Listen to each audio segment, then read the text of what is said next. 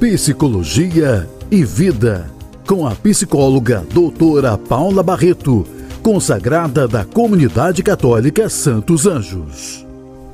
Olá, queridos ouvintes da Web Rádio Amparo. Vamos hoje no programa Psicologia e Vida falar de um tema que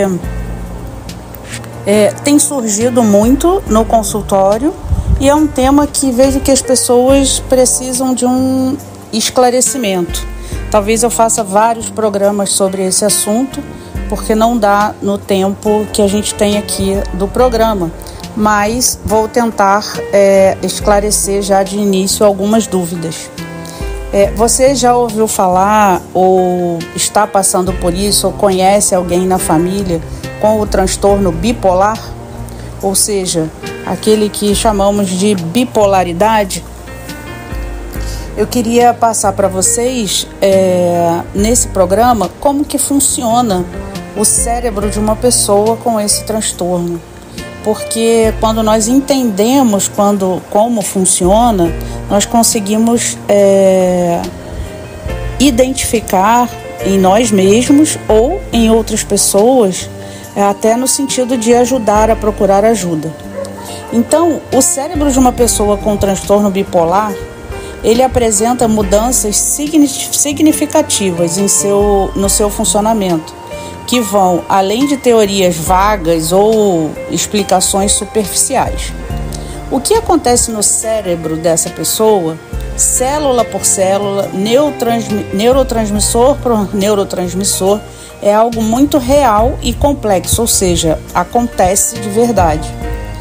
Enquanto muitos ainda acreditam que a bipolaridade é uma frescura ou falta de caráter, a ciência já mapeou o que está acontecendo internamente, ou seja, justamente pelo transtorno bipolar ser algo muito sério, chega-se a pensar que alguém que possui o transtorno, que tem o transtorno, que foi diagnosticado, pode ser uma pessoa com falta de caráter. Assim como quando identificado uma pessoa com falta de caráter, pode não ser a falta de caráter, e sim a bipolaridade. Olha como é sério, né? O cérebro de uma pessoa com transtorno bipolar não está apenas funcionando de maneira diferente. Ele se modifica a cada crise, a cada episódio, em um processo que se alimenta e se retroalimenta em si mesmo. Você já se sentiu preso em um ciclo de energia extrema, onde sente que pode conquistar o mundo, seguido por quedas de humor abruptas, em que até levantar da cama parece impossível? Ou seja, você está num momento de euforia e depois você está em momentos que você não consegue, nem levantar da cama. O seu cérebro não faz isso por maldade. Ele acredita que está te protegendo. Ele ativa mecanismos que, na teoria, deveriam ajudar, mas que, na prática, estão totalmente desregulados. Quanto mais esses mecanismos disparam, mais o cérebro tende a disparar novamente. É como ensinar uma criança a andar de bicicleta. Mas aqui nós estamos ensinando o cérebro a ficar doente. Esse mecanismo vai se repetindo e adoecendo cada vez mais, principalmente quando não é tratado. E por que isso acontece? Imagina um sistema de alarme, na sua casa, mas ele está com defeito, ou seja, ele dispara por qualquer motivo, dispara porque uma folha bate, porque o gato passa, porque um passarinho pousa ali. Isso é análogo ao que ocorre no cérebro de uma pessoa com transtorno bipolar, onde existe uma estrutura que se chama amígdala, que não é a amígdala da nossa garganta, mas tem uma estrutura que se chama amígdala, que deveria disparar apenas em situações reais de perigo. Mas como está ali hiperativada e sensibilizada por anos de normalmente com um nível de estresse muito alto, ela está hiperativada, então ela começa a disparar sem uma razão, na verdade. Quando a amígdala dispara, ela envia uma mensagem em cascata, ativando uma outra estrutura do cérebro que se chama hipófise, que estimula algumas glândulas, que são as glândulas suprarrenais, resultando em uma explosão de cortisol e adrenalina no sangue, que é o mais importante aqui. Depois desse disparo da amígdala, o resultado é que é o mais importante, a explosão de cortisol e adrenalina no sangue. Ou seja, a explosão de cortisol, né, a maioria das pessoas, né, e se você não sabe, é muito perigoso, né, é muito sério, né, essa quantidade de cortisol exagerada no sangue. Esse é o primeiro grande problema do transtorno bipolar. O cortisol ele permanece elevado não apenas durante as crises, mas constantemente, mesmo quando a pessoa se sente normal. Imagina só como isso pode afetar sua vida e sua mente. Além disso, as células cerebrais precisam se comunicar constantemente por meio de mensageiros químicos.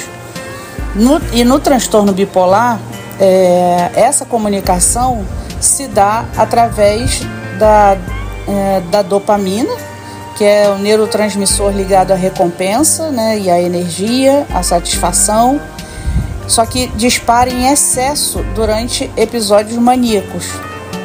O glutamato, que estimula a atividade cerebral, também aumenta, enquanto a norepinefrina se eleva e a serotonina pode ser dispensada dependendo da fase. Ou seja, fica totalmente desregulado esses neurotransmissores que são responsáveis por essas situações ligadas à recompensa, à energia, né? E aí existe essa desregulação. O que muitas pessoas não sabem é que esse excesso de dopamina e glutamato, ele é tóxico. Então ele envenena as células cerebrais. Por isso, os episódios maníacos podem ser mais prejudiciais ao cérebro do que a fase depressiva, pois aqueles momentos que parecem eufóricos causam danos muito sérios ao cérebro. O cérebro ele vai lidar com essa toxicidade de maneira surpreendente.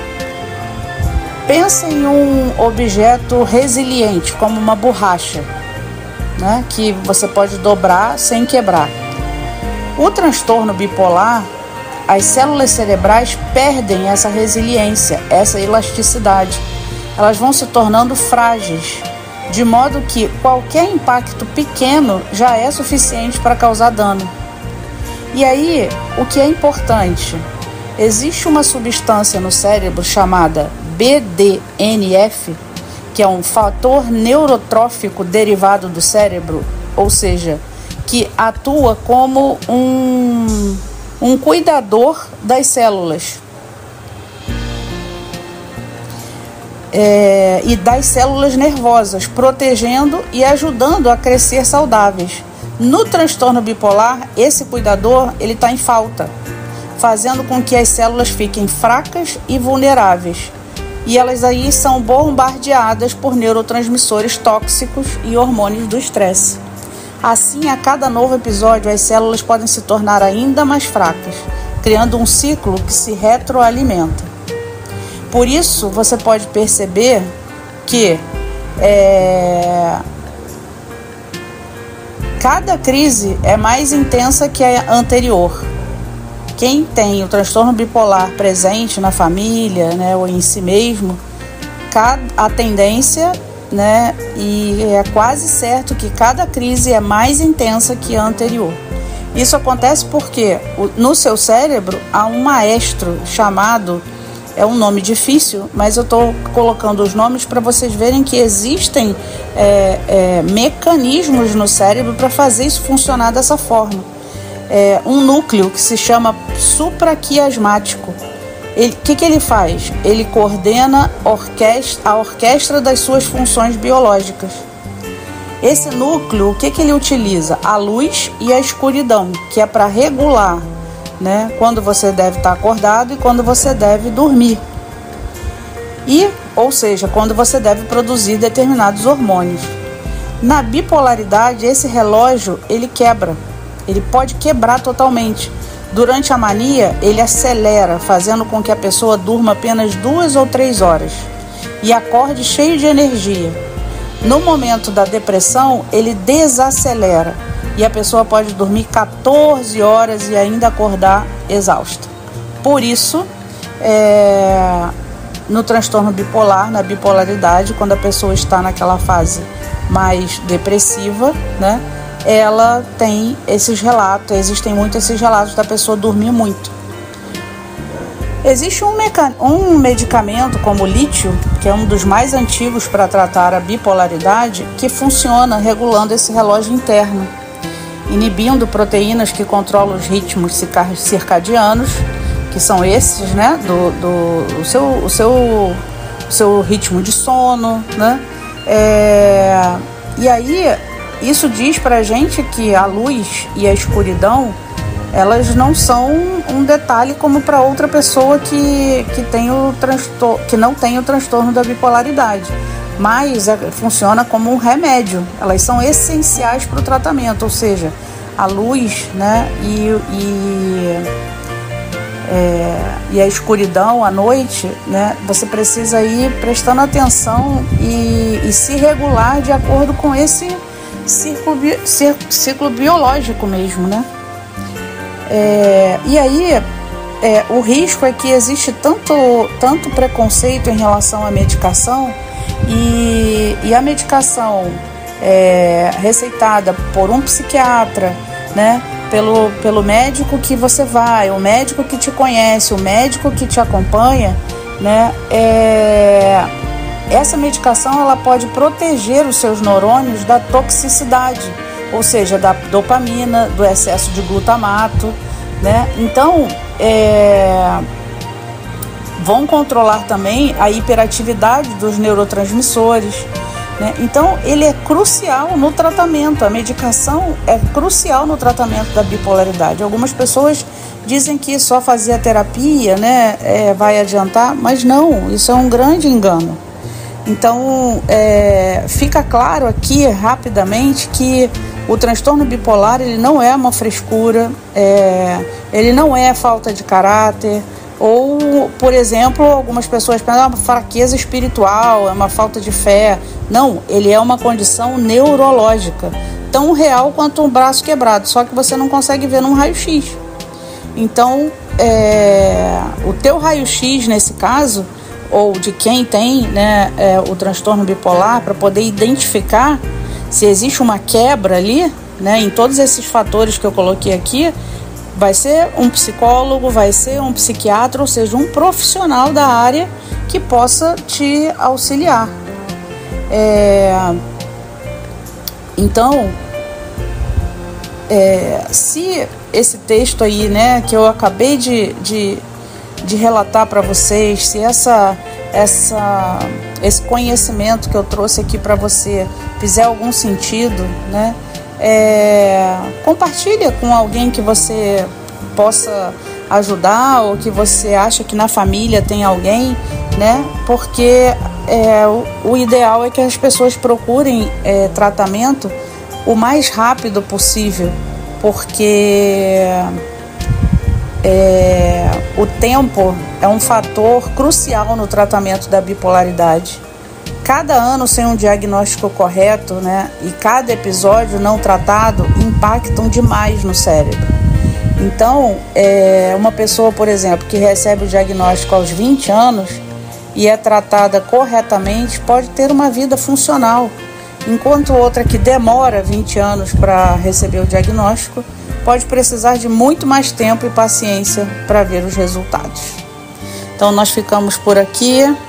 Vou continuar ainda sobre esse assunto com muitos detalhes ainda da bipolaridade nos próximos programas. É só você ir acompanhando o programa Psicologia e Vida toda terça-feira às 9 horas na Web Rádio Amparo.